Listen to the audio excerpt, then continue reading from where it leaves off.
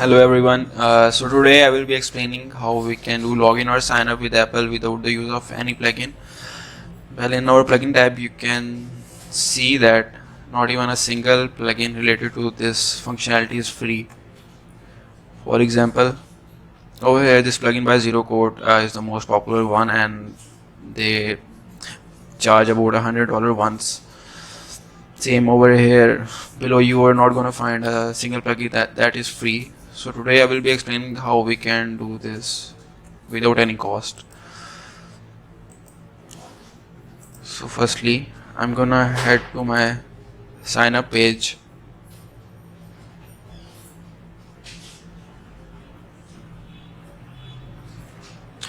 and over here we can see this sign up with Apple. By clicking this button,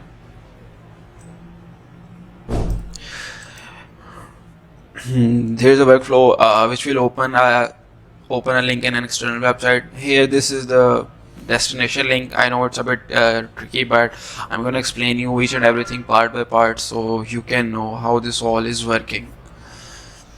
So firstly, this HTTPS up till authorized, this is the endpoint that Apple provides us for authorization. Then this is the Apple also asks us to provide us the client ID, which we can create in the services tab of our Apple developer account, and also the redirect URL where Apple should be sending us the credentials or any detail we are asking. Also, then Apple asks us that what should be the response type, what is the material or what is the thing that you actually need. So we need a code and an ID token, and then at the last what should be the scope. This should be email, and also Apple asks us to add the response mode, which should be equal to form post. This is the one Apple recommends us, and at last we are going to add a state. So what is this state? This state is basically our current user's unique ID. Well, we know that in Bubble, whether the user is logged in or not, that user has a unique ID. So we are sending that unique ID also to this destination link, and then when this destination link is returned, we are gonna also get the current user's unique ID as well. So this is the way we are gonna do it. So right now I'm gonna explain you how we can create a client ID and the redirect URL. So firstly, you're gonna head back to your Apple's developer account. You're gonna create it. Okay, then you're gonna head to the account tab. Over here you will see a couple of options like App Store Connect and certificates. So we are gonna go to identifiers over here. Here we have to deal with two types of identifiers. The first one is apps ID and the other one is service ID. So these both are interconnected. I will explain you in a while how they are. So firstly, when we go to our Apple ID, I'm gonna show you how we're gonna create one. You're gonna head to this app ID. We're gonna set continue. Then we are gonna again say continue. Plus you need to add some description over here, and I reverse order domain name as it is recommended by Apple. For example, my app's name was bubble.test.io, and I'm rewriting this as io.test.bubble. Well, you can write it anything at all. This is not like specific. It's just what Apple says. And right now I'm gonna search over here for sign in. I'm gonna click on this sign in with Apple, and then I'm gonna set continue or register, but I'm not gonna do it right now because I've already created one. I'm gonna head back to identifiers and I'm gonna show you the one that I created.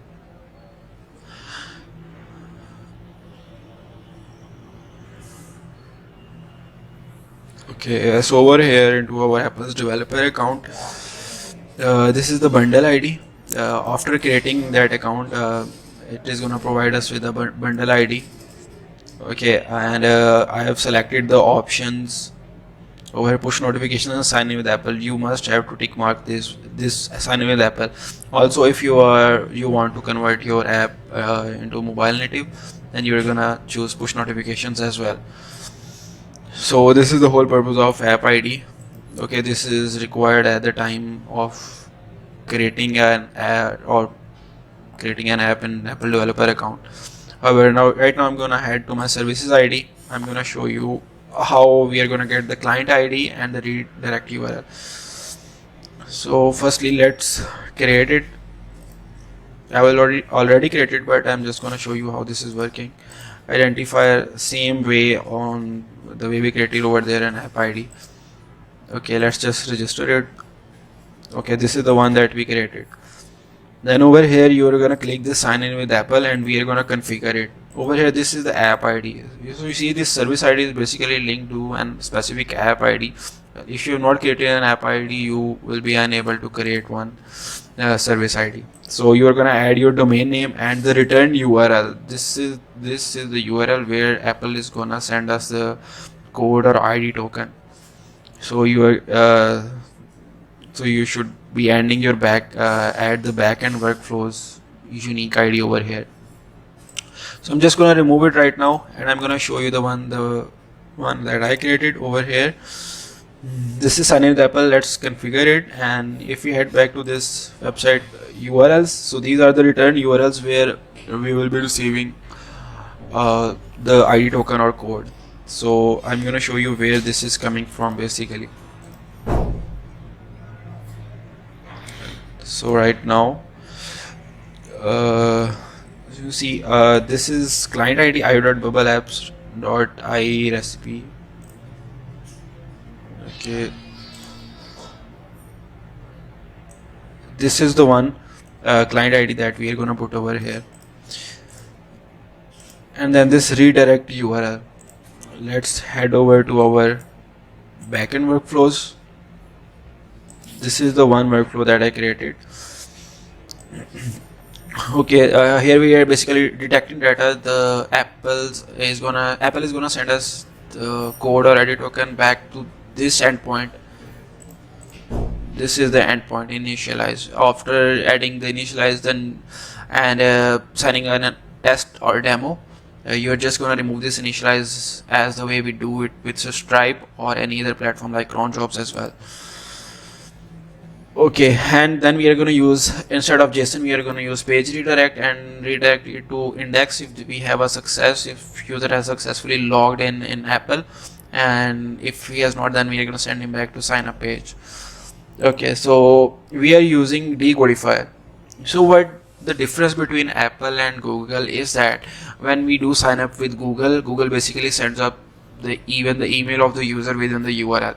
But in case of Apple says that I will be sending you the credentials, the email and the unique ID of the user in the Apple developer account in a specific encrypted form. That should be ID token or code.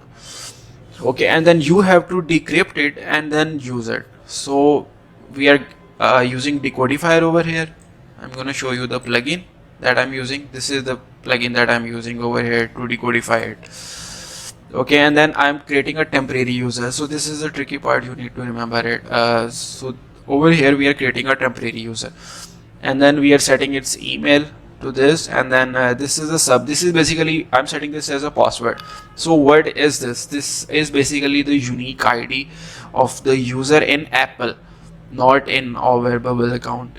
So I'm setting this. This is gonna be unique ID. It's not going to get repeated anywhere at all, like the current user's unique ID in Bubble. So this is the one I'm going to set up as a password, and then the UI. This is the request data state. This is the one that we sent in the URL, and then Apple is just returning us back that same thing. Okay, and right now when I come to this index page, as I told you that if there is a success, it should head back to. So we are gonna go to our index page.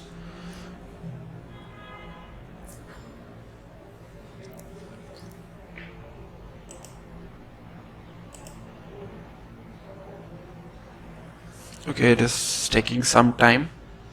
Yeah, so here we are. So I've added a condition over here.